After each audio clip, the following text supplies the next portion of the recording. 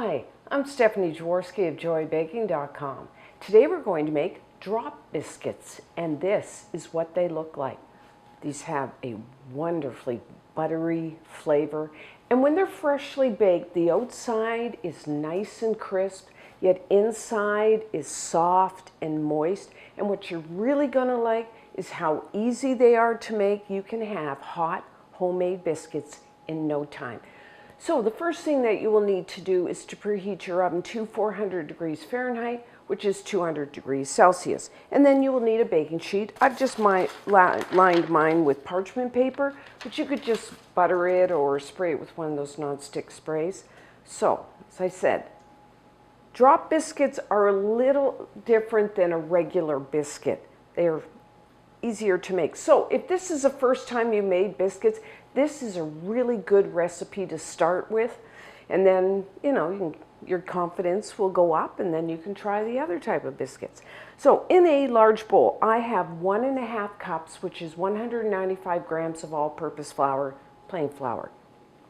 To that, I'm going to add 2 teaspoons, 8 grams of baking powder, and 1/4 teaspoon, 2 grams. I'm using a fine kosher salt, but you could just use like a regular table salt. And then sugar.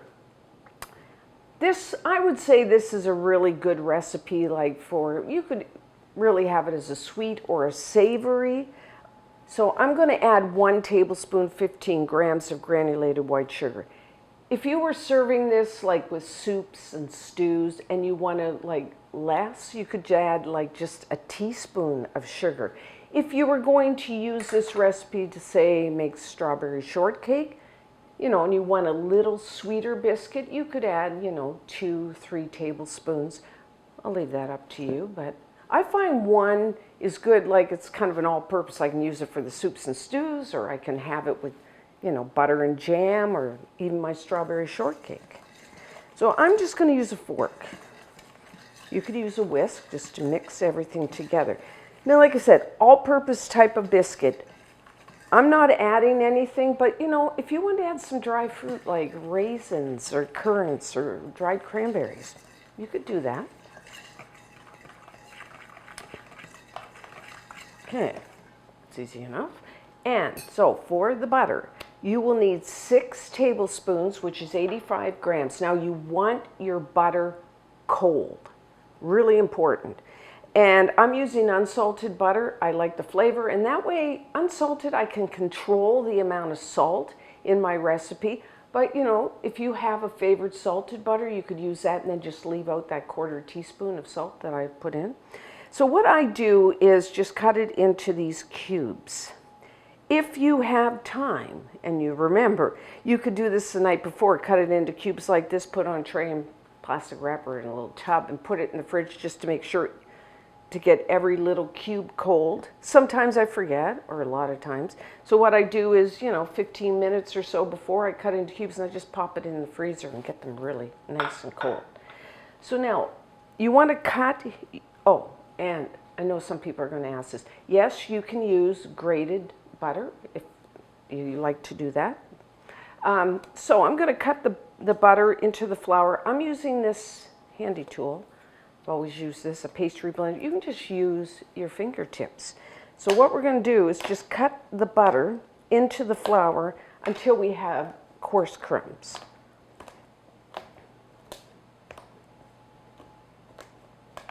Okay, that's looking pretty good. Don't worry if there's a few bigger pieces of butter. You're not going to get them all the same size. It will be fine. Okay. So this is what you're looking for, just coarse crumbs. Okay, so now for our liquid. I'm using 2/3 of a cup, it's 160 milliliters, 160 grams of milk. Again, have your milk cold, straight from the fridge. You could use a whole milk, full fat. That will give you a richer tasting biscuit than if you use, say, a reduced fat. But either one. I know people are going to ask, yes, you could use cold buttermilk. But what I would do if I was going to use the buttermilk, Don't use 2 teaspoons of baking powder. Use 1 teaspoon of baking powder and 1/4 teaspoon of baking soda. So that's the only difference. So now we're going to add the milk all at once. Now a typical biscuit, a regular biscuit, you wouldn't tend to add all the milk at once. And what you have to do is mix it and then you knead the dough. What's great about this is we're just going to mix the two together with the fork.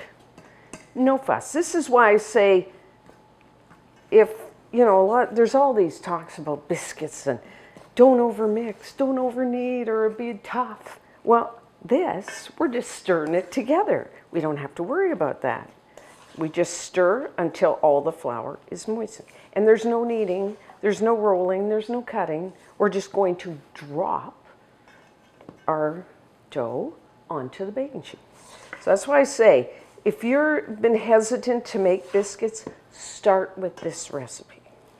And then you can, then once you go, wow, it's not that bad, you can move on to the other ones. Now, I could call these a drop scone, or scone if you say it that way, because an American biscuit like this is the same, really the same thing as a scone. Different names, same thing. Okay. And I'm going to make 6 biscuits today because I like them fairly big.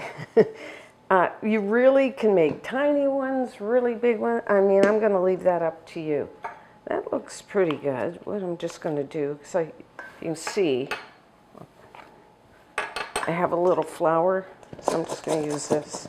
You could just use, you know, a spatula, just to make sure I get.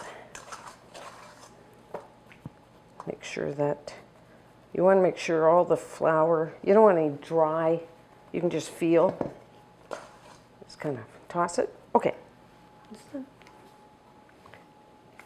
So now, like I said, I'm going to make 6. And so 6, you would need a scant 1/3 cup. You could just drop like eyeball 6. You could use like this is about 1/3 cup cookie scoop. But if you have a scale, and you know how I advocate for a scale, much more accurate, I'm going to use 75 grams for each biscuit. So to me, this is the easiest way. I just take a little and I just put it on here. I have a plate so it doesn't get my scale all dirty. Okay, and then you just drop it on. Now, you can shape it. I mean, if you want it more like a regular biscuit, you can play with it a bit. I don't know. I kind of like if it's all kind of scraggly, like the ends. So I'm just going to leave it right like that.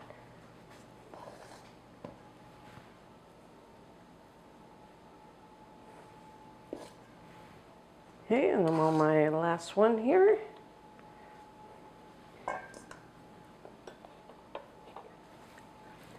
Okay, I'm happy with that. I don't brush the tops of the biscuits.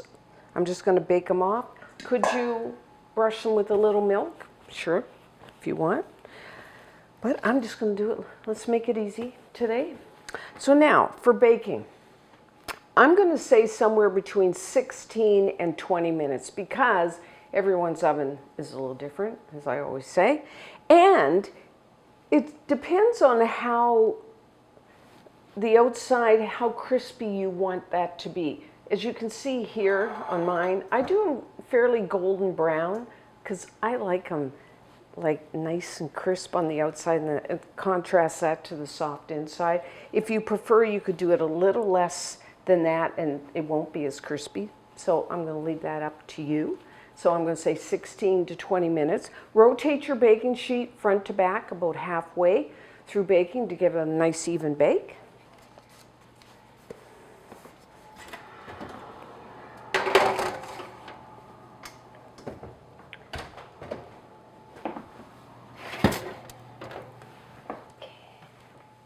So our drop biscuits are done. So put your baking sheet on a wire rack. Don't those look gorgeous? This is about the way I like them to look. Golden brown. And then what you can do is just use your spatula to transfer them over to a wire rack. And then I'm going to let them cool down a little. And when we come back, we will try one. So now, let's try one. First, if you can, there's nothing like a freshly baked biscuit. So when they're still really warm, so if you can serve them, then. Now, if I was making these to go alongside a soup or a stew, I would just put some butter. Maybe butter and slice of cheddar cheese. It's kind of my favorite.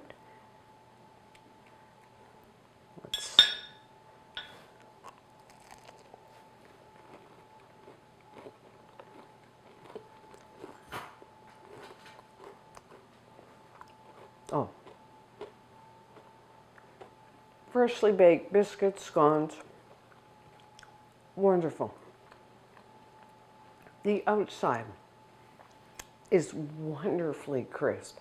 Inside, soft, moist, buttery. They're just wonderful. Now, keep in mind that, biscuits, scones, they're best the first day you bake them, but you can. These are really good if you cover and store them for 2-3 days, I find. You can also freeze them. But keep in mind that outside crust will soften. Still really good, but just keep that in mind. Now, if I was going to, sometimes I like for breakfast, slice them in half. You put a little butter, a little jam. You really want a treat? A little jam and clotted cream or Devon cream or even whipped cream would be really good. And strawberry shortcake, cut them in half. Some strawberries that have been mixed with some sugar, whipping cream, perfect for that. Also like them like a breakfast sandwich. Slice them in half. You could put a slice of cheese. You could put like a sausage patty, slice of bacon, an egg, either a fried egg, scrambled egg on top of that. People will love that. Good on-the-go breakfast. So you can see, you can do lots with these. Like I said, you could add some dried fruit. Raisins would be really good in these. Maybe even you could, okay, if you want to go all out, some chocolate chips. So really versatile. Like I said, if you're kind of tentative about making biscuits, start with this. You'll love them. So you must try them. And until next time, I'm Stephanie Jaworski of joybaking.com.